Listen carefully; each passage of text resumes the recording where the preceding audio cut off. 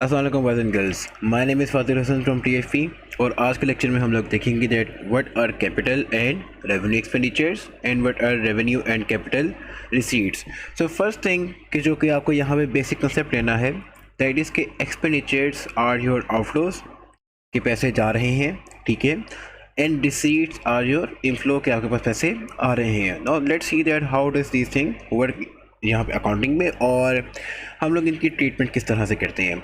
So first thing that we have is the capital expenditure. तो यहाँ पर वो कह रहा है that capital expenditure is an expenditure that is incurred for acquisition of a non-current asset. Whenever you guys are purchasing a non-current asset, the assets which have a life of more than 1 year, या फिर or any other expenditure incurred to add value to existing non-current asset, कि और कोई asset साथ में कि जो कि आपके करंट एसेट की वैल्यू को इम्प्रूव कर दे। For example that you guys have a building which is a non current asset and you guys are renovating that building. पहले पुरानी थी, अब आपने उसको रेनोवेट कर दिया, टाइल्स लगा दी आपने और उस घर को थोड़ा मॉडर्न कर दिया, तो अब क्या हो गया, now that non current asset वो एसेट हैज़ इम्प्रूव्ड, ठीक है। तो that is also your capital expenditure. Now let's see that what is the treatment, के सर हम इसको ट्रीट किस तरह से करेंगे। So it is recorded as a non current asset in the statement of the financial position, के हम S में जाते हैं, एस के जो कॉलम्स आते हैं, एस के अंदर एक आपके पास जो सबसे वहाँ पे हेडिंग आती है that is a non current asset. आप उसकी हेडिंग में जाकर लिख दोगे कि this is my capital expenditure, जो भी आपने किया है, बिल्डिंग पे किया है, व्हीकल पे किया है, प्लांट मशीनरी पे किया है, what so ever the asset is, आप वहाँ पे जो उसका नाम लिख दोगे। और वही चीज़ कि हम जो उसकी जो उसका ईयरली जो उसका एक्सपेंस आता है depreciation, that will B recorded in the income statement, ठीक है। आगे दिस इज़ वेरी इंपॉर्टेंट कि एडिंग वैल्यू और इम्प्रूवमेंट का माइनिंग क्या है, कि हम लोग किस तरह से इस चीज़ को जस्टिफाई कर सकते हैं that an asset is being value added, या फिर वो इम्प्रूव हुआ है, या तो उसकी एफिशिएंसी बढ़ेगी, या तो उसकी यूजफुल लाइफ इंक्रीज हो जाएगी। कि एक बिल्डिंग है कि जिससे पहले 10 साल चलना था, now it can be use for 15 to 16 years और 20 ईयर्स, सो उसकी यूजफुल लाइफ बढ़ गई। So that is also an indicator कि ये चीज़ इसकी वैल्यू बढ़ गई है या फिर इम्प्रूव हो गई है, या फिर उसकी ऑपरेटिंग कॉस्ट कम हो जाए, मतलब कि उससे जो आपका खर्चा आ रहा है वो चीज़ कम हो जाए। अच्छा, नाउ लेट्स सी हियर कि परचेज प्राइस क्या होता है बेटा। अच्छा, अब होता क्या है, whatsoever the capital expenditure you have bought, जो उसकी परचेज प्राइस है, जिस प्राइस पे आपने उसको परचेज़ किया है, उस परचेज प्राइस के अंदर जितनी ऐसी कॉस्ट हैं कि that will be required to make that non current asset functional, कि आप टैक्स पे नहीं करोगे तो आप उसको एक्वायर नहीं कर सकते।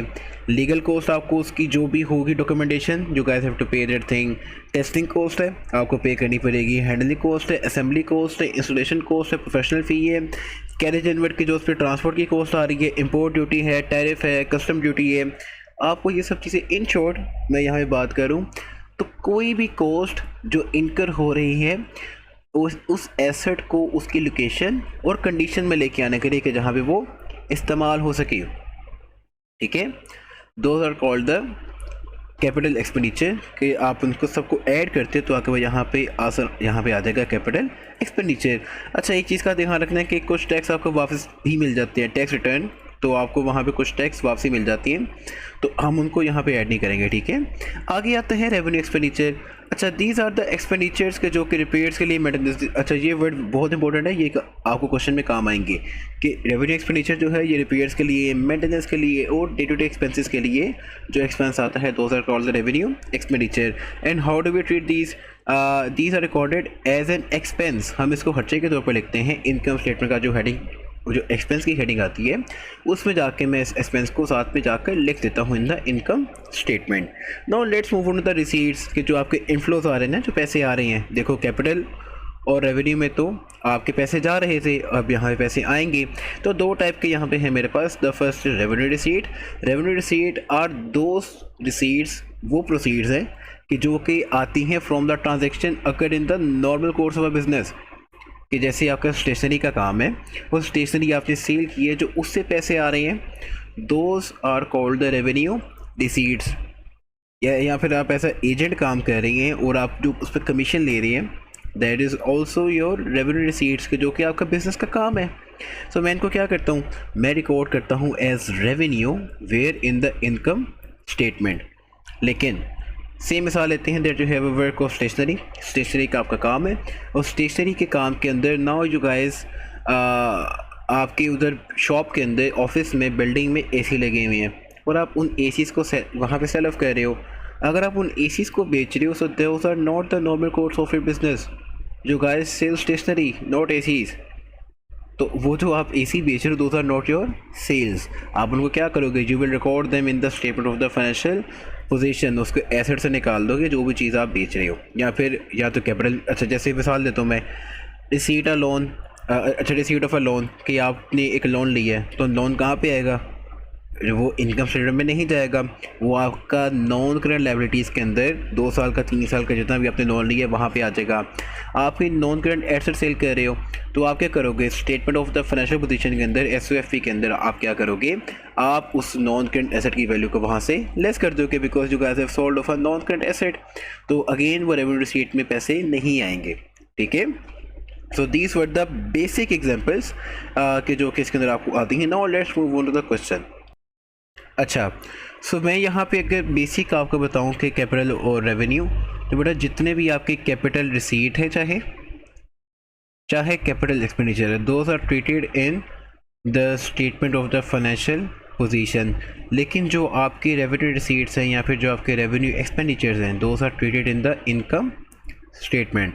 तो ये यहाँ पे मैंने आपको एक क्रक्स बता दी है कि ये चीज़ें यहाँ पे टेस्ट होती हैं और इनके ट्रीटमेंट हम लोग साथ में इस तरह से करते हैं। ठीक है, ओके आगे बेटा, आगे चलते हैं। तो हेयर्स द क्वेश्चन, वो यहाँ पे आपको कह रहा है कि मीन्स की Christie purchase new machinery with the following price details. List price is 60,000, trade discount कितना के पास यहाँ पे 6,000, और delivery cost is 1,000 and installation cost is 2,000, और machinery maintenance cost are estimated to be 5,000 per annum. Okay, क्या कह रहे हैं मुझे, calculate the cost which should be recorded in the financial statements. अब अच्छा, अब कॉस्ट के ऊपर आती हैं, तो उसके अंदर बेटा the first thing which you guys have to do कि लिस्ट प्राइस कितनी थी बेटा, दैट वाज 60,000। अच्छा, अब एक बात का ध्यान कर लो बेटा, जो लिस्ट प्राइस पे आपको डिस्काउंट मिलता है ना, जो ट्रेड डिस्काउंट मिलता है, जो ट्रेड डिस्काउंट है, ट्रेड डिस्काउंट, जैसे आपने बार्गेन कर लिया कि एक मैं लैपटॉप खरीदने गया हूँ, लैपटॉप इज़ कॉस्टिंग मी 95,000, मैं कहूँ कि भाई मुझे 92 वहाँ पे 1000 में दे दो, तो आप उसकी कॉस्ट 95 नहीं लिखोगे, यू विल राइट एज 92। जो 3000 का डिस्काउंट है आप उसको ऐड नहीं करोगे। तो प्राइस क्या थी, प्राइस वाज 6000 और डिस्काउंट कितने का आया, 6000। तो असल में मुझे चीज़ कितने की पड़ गई, मैथुले बच्चों, मुझे यहाँ पे चीज़ पड़ गई 54,000 की। ठीक है, तो मैं स्टिल यहाँ पे इसको लेस कर देता हूँ कि चलो असल में तो मुझे 54,000 का पड़ेगा ना, तो मैं यहाँ पे लेस कर दूंगा, लेस ट्रेड डिस्काउंट। तो ट्रेड डिस्काउंट को मैं यहाँ पर लेस कर दूंगा। आगे नेक्स्ट चीज़ है बेटा यहाँ पर डिलीवरी कॉस्ट। डिलीवरी कॉस्ट, जो डिलीवरी की कॉस्ट है, ट्रांसपोर्टेशन कॉस्ट, क्या वो ऐड होती है? आप लोग अगर कोई ऑनलाइन सामान मंगा रहे हो तो उस पर शिपिंग कॉस्ट तो आपको पे करनी पड़ती है, सो वो यहाँ पे कॉस्ट में ऐड होगी। याद रखो जो मैंने आपको चीज़ बताई थी कि every cost which is required to make the asset come in its form, कि वो आप उसको इस्तेमाल कर सको, तो उस पर ट्रांसपोर्ट कॉस्ट ज़रूरी है या ज़रूरी है, क्या उस पर इंस्टॉलेशन कॉस्ट ज़रूरी है? Yes, that is also mandatory. तो मैं यहाँ पे कर दूँगा इंस्टॉलेशन कॉस्ट।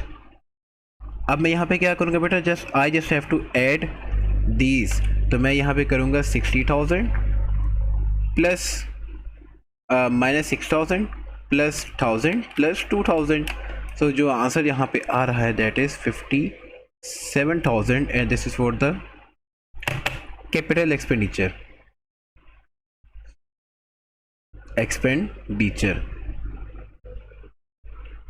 ओके, यहाँ तक बेटा क्लियर है?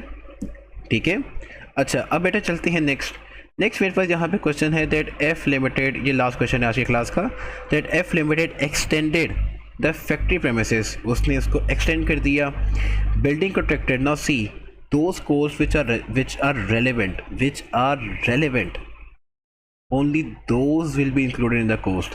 अब देखो, prepare a statement to show the total amount of capital expenditure बताना है आपने to appear in the financial statements of a business के। अच्छा, एक्सटेंशन कर रहे हैं। अब देखो, बिल्डिंग मौजूद है पहले से, आप उसकी एक्सटेंशन कर रहे हो, तो जो एक्सटेंशन पे पैसे लगेंगे those will be your capital expenditure. जो उसको एक्सटेंड करने में पैसे लगेंगे those will be your capital expenditure. तो इसको शुरू करते हैं यार। तो यहाँ पे जो फर्स्ट थिंग मेरे पास मौजूद है that is the building contractor. तो कॉन्ट्रैक्टर को पैसे जा रहे हैं, कॉन्ट्रैक्टर को जब तक पैसे नहीं देंगे वो तो काम ही नहीं करेगा। तो कॉन्ट्रैक्टर को कितने जा रहे हैं? 28,000। अच्छा, उसके बाद देखो स्ट्रक्चरल रिपेयर्स, पहली बार रिपेयर आ गई। दैट इज़ अ वर्ड की जो कि मैंने आपको पहले बताया था, हाईलाइट करवाया था मैंने आपको। सी हियर, ये देखो मैं आपको यहाँ पे वर्ड दिखाया था, रिपेयर्स एंड मेंटेनेंस। याद आ गया वर्ड? सेम वही वर्ड है। तो repairs to existing roof, existing भी आ गया। तो क्या मैं इसको कोर्स को ऐड करूँगा? नहीं, बिकॉज रिपेयर एंड मेंटेनेंस और वो भी एग्जिस्टिंग पे हो रहा है। So that is my revenue expenditure, that is my revenue expenditure, not the capital one. ठीक है, तो मैं यहाँ पे इसको ऐड नहीं करूँगा। मैं यहाँ पे क्या करूँगा? I will just ignore this, ये वाला हो गया और मैं इसको यहाँ पे नहीं कर रहा। उसके बाद आते हैं wages to on employees on new loading bay. अब ये वेजेस है, अपने ही बंदों को दे रहे हो, ठीक है, एग्जिस्टिंग है, हाँ एग्जिस्टिंग एम्प्लॉयज़ हैं, लेकिन काम किस पे कर रहे हैं? न्यू लोडिंग बे पे। और अगर तुम उनको वेज नहीं दोगे तो क्या नई बिल्डिंग पे काम होगा, नई एक्सटेंशन पे काम होगा? नहीं होगा। तो wages will be added here. तो वेजेस कितनी है बेटा यहाँ पर? 4,000। उसके बाद देखो नेक्स्ट है मटीरियल्स, मटीरियल्स तो भाई बहुत ज़रूरी है, मटीरियल्स के बगैर तो काम ही नहीं होगा। तो 2400 मटीरियल्स मैं यहाँ पे साथ में ऐड कर दूँगा, मटीरियल्स। उसके बाद लीगल फ़ीस ज़रूरी है, जस्ट क्योंकि लीगल फ़ीस के बगैर तो वहाँ पे काम ही नहीं होना। तो लीगल फ़ी यहाँ पे आ जाएगी 2200। और अब मैं यहाँ पे सबको ऐड या फिर लेस कर दूँगा, ठीक है। तो लेस तो यहाँ पे कुछ भी नहीं हो रहा, ऐड ही हो रहा है। तो 28,000 plus 4,000 plus 2400 plus 2200। So the answer is 36,600। This is my capital expenditure. Done बेटा, दिस वॉज द चैप्टर। अच्छा, नाउ अब यहाँ पे बच्चों का सवाल आता है कि सर ये हमें किस तरह से टेस्ट आएगा, ये इसको सवाल किस तरह से आ सकते हैं। सो आपको इसके ऊपर कोई फुल फ्लेज क्वेश्चन नहीं आएगा। इसके ऊपर जो क्वेश्चन आते हैं वो आपको पार्ट्स के अंदर आते हैं। Full fledged question because this is the short topic, सिर्फ एक ही मतलब कि सिर्फ आधे घंटे का टॉपिक है। सो इसके ऊपर आपको फुल फ्लेज क्वेश्चन कभी भी नहीं आता। इसके ऊपर जो आपको क्वेश्चन आएगा वो आपको एडजस्टमेंट से पूछ सकता है, सोल ट्रेडर की, इनकम रिकॉर्ड्स की, फाइनेंशियल स्टेटमेंट्स की। एडजस्टमेंट के अंदर आपको ये चीज़ आएगी कि कैपिटल एक्सपेंडिचर और रेवेन्यू एक्सपेंडिचर या फिर कैपिटल रिसीट और revenue receipt, those will come in your adjustments. Sole separate question इसके ऊपर फुल फ्लेज नहीं आएगा, ठीक है। So this was the thing बेटा। आई होप कि आपको यहाँ तक चीज़ क्लियर हो गई हो। And if you guys have any query, any question, do let us know in the comment section and we will answer to your all queries। इंशाल्लाह बेटा, तो अपना ख्याल रखें, साथ में पढ़ते रहें, खुश रहें, आबाद रहें बेटा। अल्लाह हाफ़िज़।